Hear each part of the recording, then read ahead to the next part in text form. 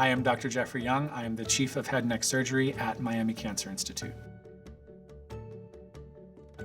I think that the multidisciplinary approach to treatment in head and neck cancer is the wave of the future, and it's one of the things that we're doing right off the bat at Miami Cancer Institute is in starting a multidisciplinary head and neck cancer program, so patients have access to an appointment where they can see myself and medical oncology, radiation oncology all together in a single 45-minute visit, and we find that that will be very patient-friendly and will help those patients not have to struggle with multiple physicians, multiple appointments, and all the stress that goes in with that they can get their treatment streamlined and taken care of in a very patient-friendly manner.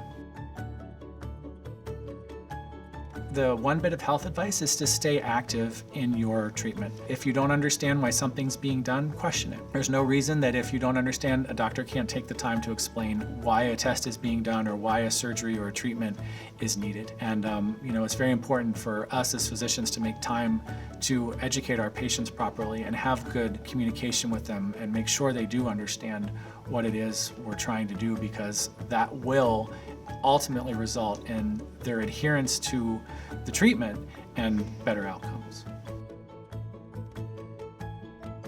Quality of life should be factored into the treatment plan for every patient. A lot of times we're good at treating the disease because we are trained for pathology and surgery to treat a disease, but that's not what we're treating. We're treating the patient, not the disease. So we have to take into effect quality of life and the patient's goals and the patient's wishes, and that may not always align with what we recommend, but it's ultimately the patient that's in the driver's seat.